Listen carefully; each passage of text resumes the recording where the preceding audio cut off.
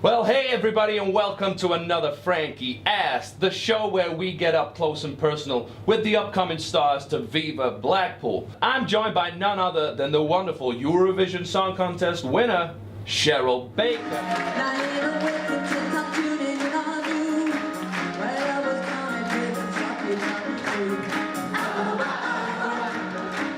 We're here to talk about your upcoming date on the 10th of August here at Viva Blackpool. Hey, Yes. Cheryl. Hey, you. Thank you very much for joining us today. It's a pleasure. Always a pleasure to come to Viva. Oh, well, that's great to hear. So, I got a couple of questions. You happy to answer them? Yeah, of course. Fantastic. The first thing, we all know that you took the nation by storm as part of Buck's Fizz. You won the Eurovision Song Contest. I mean, can we go back to that? How did it feel to win that prize? It was my childhood dream. So Right. it was the most amazing day of my life. Yeah, and Mike Nolan as well. It was, in fact, all of us. It was so fantastic. I mean, that was in the days when we had a chance of winning. So, and only 5 winners ever from the UK. So to be one of those 5 is pretty amazing. It must feel so good. Yeah. Did you ever expect when you started the whole thing and entered Eurovision that you were going to win it? No, I didn't, because I did it once before. I did it in 1978 and we lost. And so I was prepared to lose again. But Mike Nolan was convinced that we were going to win, and he was right. And he was right. He was right. Yeah.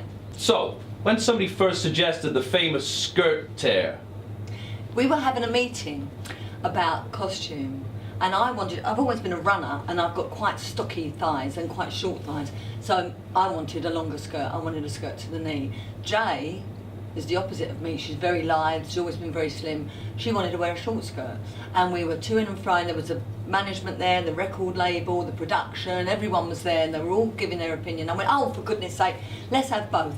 And I said it flippantly, and the choreographer said, that's it. That's what we'll do. On the line, if you want to see some more, we'll take the top skirt off and have the little one underneath. And I really believe that if we hadn't done that, we wouldn't have won the Eurovision.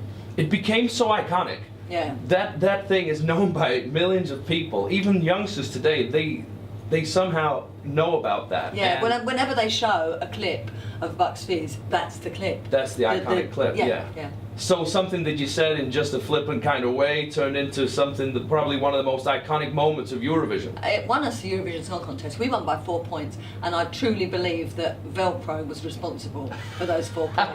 Velcro, it fixes a lot of problems and it creates wins. I like that. I like that. Radio Gaga, Radio Guru, Radio Gaga. All we hear is Radio Gaga, Radio blah blah. Unfortunately, we know that your good friend Jay Aston, she won't be performing with you at Viva this Friday. No. But No. all of us here in Blackpool, we wish her a speedy recovery, and we just hope that she gets better soon. She's really moved by how many good wishes and get well wishes she's had. It's so many. She really is moved by it. It was a major operation. They had to remove part of her tongue. Yeah. And so it's going to be a bit of time before she can pronounce words properly and stuff. But she is improving every day. So I speak to her regularly, and she can't wait to get back on stage. Jay, if you're looking at this, get well soon, and we can't wait to see you back on that stage with Cheryl and the guys. So, we know it's going to be a fantastic show nonetheless. What can we expect from the show on Friday? Well, we'll do the hits. We'll do the 3 number ones, of course. We will be tearing our skirt off. When I say we, me, it'll only be me. We're going to have backing singers this time because obviously we'll be losing one of our vocals with Jay. So we've got Lance Ellington is one of our backing singers. Right. He is one of Strictly's singers. Yeah. So, and Zoe Nicholas, who I was in pantomime with years ago, she was my principal boy, and she was principal boy. I was Cinderella and she was Prince Charming. Right.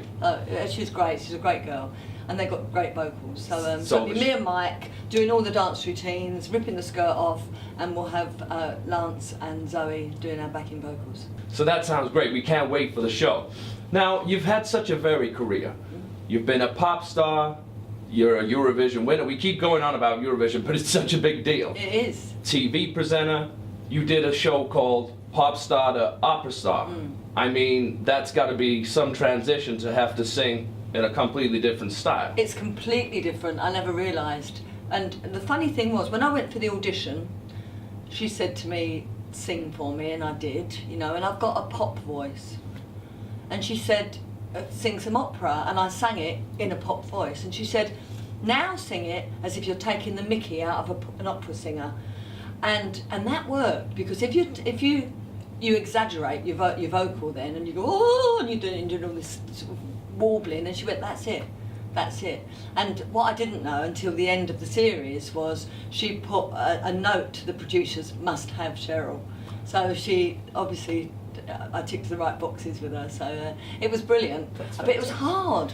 Singing opera is hard, you know, you really have to train your voice. There's no way that I was an opera singer, you know, in a matter of weeks. It takes years, but it's a completely different style of singing. Yeah. And, I've never done it since. Well, did you find the transition back to be difficult?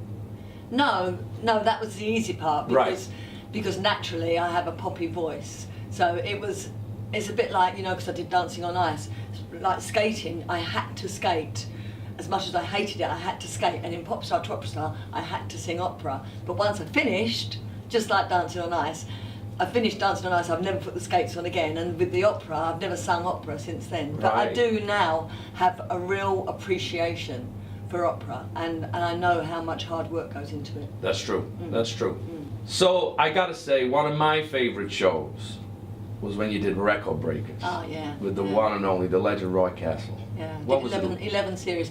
It was, when I went for the interview at the BBC, I was really nervous because Roy, at that time, was, you know, huge. He'd been doing Record Breakers for years. He was a star of stage and screen. He'd been in films, and I was really scared of meeting him because he was such a big star, and he was so lovely. And so I worked with Roy for 8 years of the 11 that I did. He was a joy. He was a joy to work with. And Record Breakers, did you know, by the way, I held the world record, and as did Roy, for the longest rope slide, which at the time was Blackpool Tower. We did a rope slide from the top of Blackpool Tower. A lot of your fans will probably already know that, but that's fascinating. I love that. Well, that is something that, when I saw Blackpool Tower today, it reminded me, and you know, a lot of people would have seen the Record Breakers when we did that, but that was years, and it was decades ago, so they maybe have forgotten. But that's something that you got to be so proud of. Yeah, it was a world record for a while, and then it was beaten because the Royal Marines went to the top of the Rocky Mountains, which is slightly higher than Blackpool Tower. Yeah, I think, but how are you going to compete with the Marines, these trained killers? The Marines are nuts. You can ask them, which we always did, if there was something extreme, a record that was extreme and dangerous, risky, you knew that if you went to the Marines, they'd go, yeah, we'll do it. They're and the they first did. ones there. Yeah. I love it. It was one of my favorite shows, and obviously it's great to talk about the late great Roy. What a guy. He was a fantastic wonderful. Trumpet player too. Yeah, he was. He So was a great talented. musician, yeah. So talented. So you've performed at Viva Blackpool before with the Fizz. Yeah. What is it about this venue that makes it special and makes you want to keep coming back? It's a lovely venue. It's a lovely venue to work. And I mean, I started my career in the 70s, and they used to have a lot of clubs similar to Viva, not as glitzy, but similar. And it's to me, it's going back in time, because this, I think, is how a show should be. You should be able to sit at a table, have your meal, have a glass, and watch the show. That, I think, that's the whole the cabaret side of things is where I started, and it's warm to me. It's a warm, fuzzy, lovely place. You know, I gotta Viva be is honest. Perfect. We've asked that question all the time that we do these interviews. The last one was Cannon and Ball, and we've done a couple more before that, and the answer is always the same, because people like to think that this is what it was like, and places like Viva and the guys that run the place, they're keeping this thing alive, and that's a good thing. Yeah, and it's not just one artist, like when you go to a theatre. It's a proper show. Yeah. And they do it so well here at Viva. They do.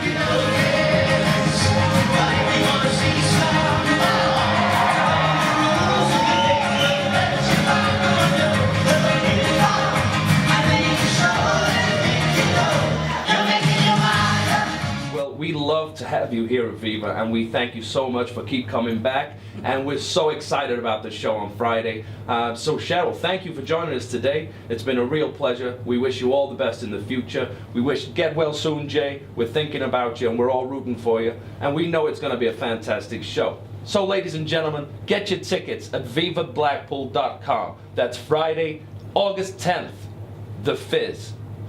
Look out for some more Frankie Ass, where we get up close and personal with the stars coming to Viva. This is Frankie, this is Cheryl. I'd like to thank you all. I'll see you next time.